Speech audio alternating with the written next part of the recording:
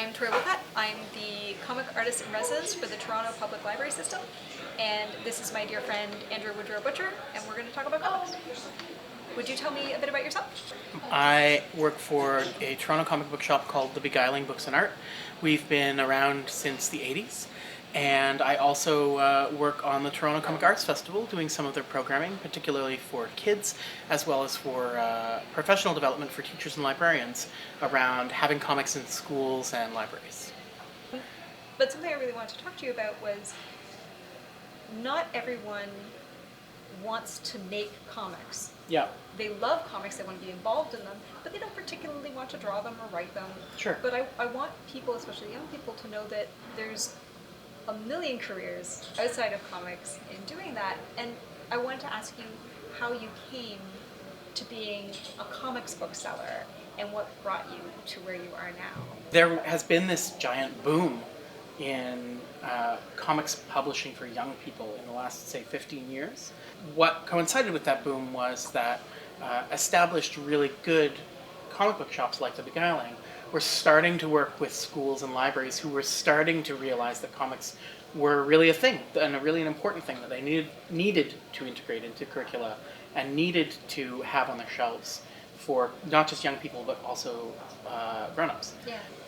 What do you find is the biggest point of resistance? When I was in school, and probably when you were in school, and probably when you were in school, we all went to English class. Yeah. And learned to read, learned what a paragraph was, learned what a sonnet was. But none of us went to comics class and learned what a panel was, or the gutter was, or a thought bubble was.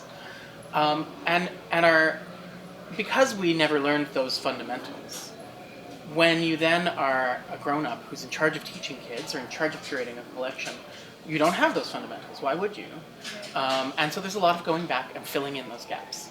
And it's not just the technical aspects, but it's also, there's a whole literature of comics that, contemporary works are referencing and building upon. And so there's a bunch of stuff that people just don't know, even if they want to be on board.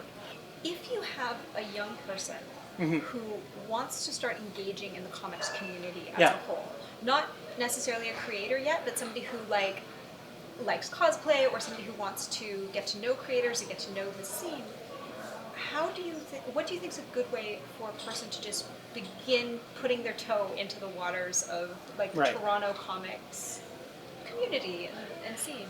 I think there's a lot of ways in, Yeah. and it's different for everyone, Yeah. and people are comfortable with different kinds of things. Yeah. But volunteering at a comics event is a great option. Volunteering at TCAF, volunteering at Anime North, something like that. Maybe you could be someone who writes about them, or vlogs about them, or starts just engaging them online. That would be a great thing. Start a blog about comics. There's lots going on in a city like Toronto. Book launches and that sort of thing, where when you go to a lot of comics events, you start to see the same faces over and over, and there is a real community. There's also workshops and things like that at Toronto Public Library and other institutions. Yes, there are. There really are. There are some great workshops. How's that for a setup? That was so great. Thank you so much No. for coming in. Of course. And I really appreciate it. It's my pleasure. It's so interesting. We do a fun little outro thing where Yeah. we do hands and then high five. Okay, let's do it. Okay, are you ready? Yeah. 1, 2, 3. Bye!